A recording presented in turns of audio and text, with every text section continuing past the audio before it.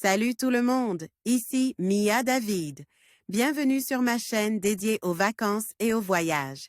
Si vous adorez découvrir de nouveaux horizons et trouver des idées pour vos prochaines aventures, pensez à vous abonner. C'est parti! Bonjour à tous.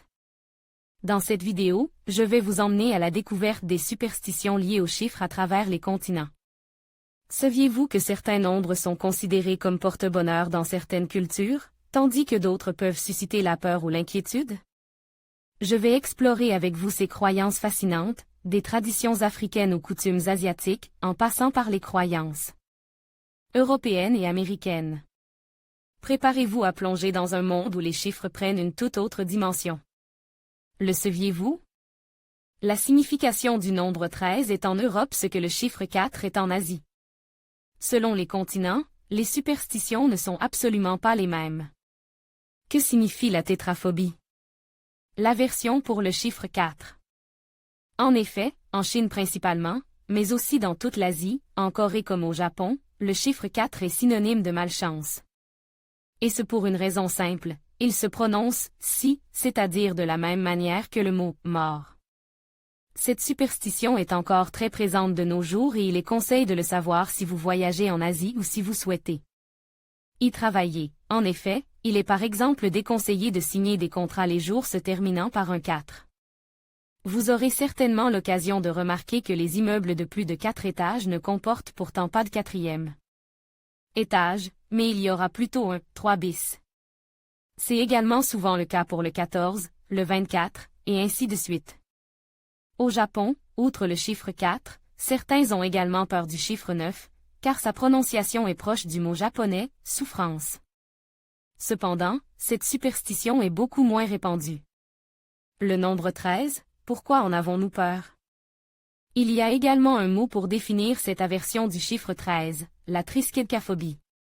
Il y a une référence éminemment religieuse à cela. Pendant la scène, dernier repas de Jésus, ils sont 13 à table, les 12 apôtres. Et la 13e personne, Judas, qui est celui ayant trahi Jésus.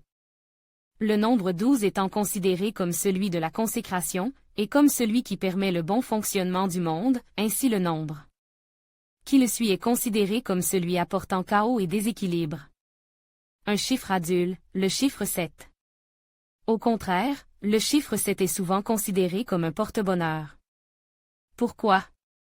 Toutes les religions attribuent le chiffre 7 comme étant un régulateur du monde, et cela date de l'Antiquité où par exemple les 7 sages de Grèce étaient des philosophes ayant laissé des maximes d'importance dans le temple de Delphes. Dans l'Égypte ancienne également, on retrouvait des signes du chiffre 7 jusque dans les tombeaux des pharaons. En Asie, ce sera plutôt le chiffre 8 qui est considéré pour beaucoup comme porte-bonheur. Comme quoi, selon les continents, les croyances changent. En conclusion, les superstitions liées aux chiffres révèlent une richesse culturelle fascinante à travers les continents. Chaque société, qu'elle soit asiatique, européenne, africaine ou américaine, attribue des significations uniques au nombre, influençant ainsi les comportements et les croyances des individus. Que ce soit le chiffre 13, souvent redoute en Occident, ou le chiffre 8, symbole de prospérité en Chine, ces croyances nous rappellent l'importance des traditions et des valeurs dans notre vie quotidienne. En explorant ces superstitions, nous découvrons non seulement des différences, mais aussi des points communs qui unissent l'humanité dans sa quête de sens et de protection face à l'inconnu.